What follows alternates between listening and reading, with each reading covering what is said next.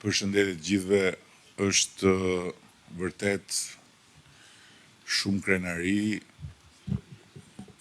sa herë që na jepet mundësia të qëndrojmë për një moment dhe të shohim rrugën që kemi bërë dhe që bëjmë vazhdimisht drejt një transformimi historik të bazuar tek teknologjia.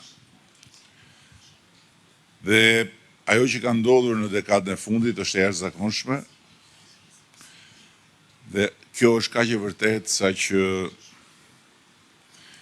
Shqipëria konsiderohet si një vend lider në rajon për sa i përket digitalizimit të shërbimeve publike dhe në çdo klasifikim europian ne jemi mbi mesin e klasifikimit, çka duke pasur parasysh se nga çfarë humnere e nisëm ngjitjen, e bën edhe më spektakolar këtë transformim.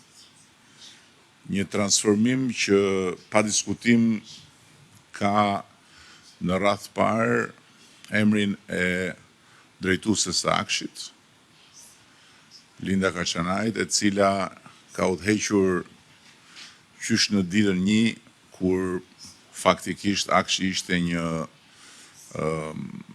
agjenci fantazm dhe kur platforma që sot jep 95 apo më shumë % të shërbimeve drejt për drejt online, jepte një grusht simbolik edhe qesharak shërbimesh dhe ka arritur të krijojë një skuadër që sot është me të vërtet një skuadër e cila i shërben shtetit, por ama është lider në treg për sa i përket kapaciteteve të veta profesionale.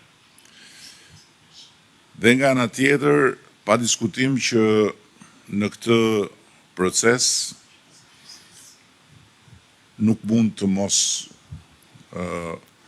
vlerësoj edhe ata që Linda përmendi, sepse ky është një proces që kushton.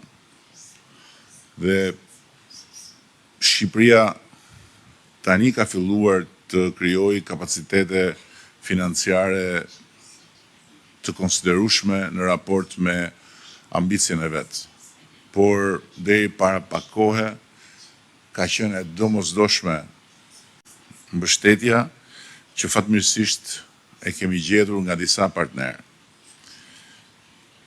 Është jo e lehtë të kthesh mbrapa ato pamje që ishin bardhëzi dhe që sot edhe për ne që i kemi jetuar në të përditshmën tonë deri përpara një dekade, duken sikur janë pamjet luftës së dytë botërore, qenë një realitet shumë i zymt, por trashëgimia e atyre pamjeve në formën e arkivave, në formën e depove, në formën e magazinave dhe të vrimave ku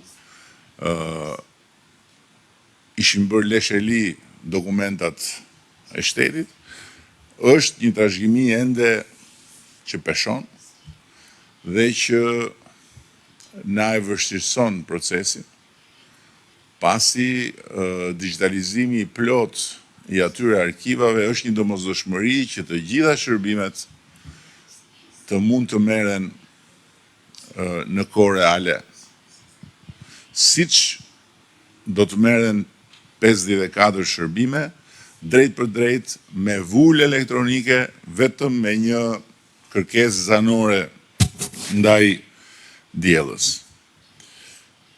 Ama nga ana tjetër, janë 3.3 milion përdorues.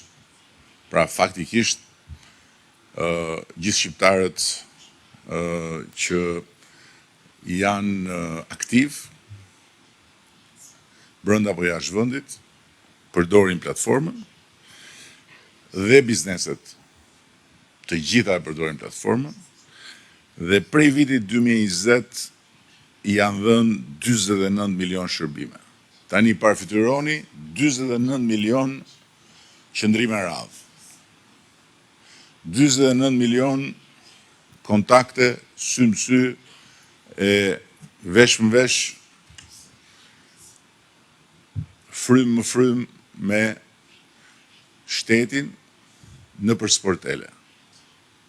49 milion radha.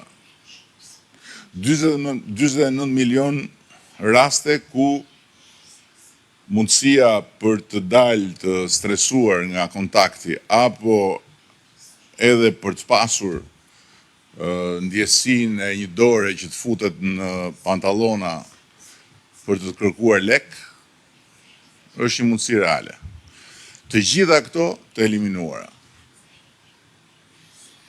Të eliminuara bashkë me mortjen e korrupsionit endemik.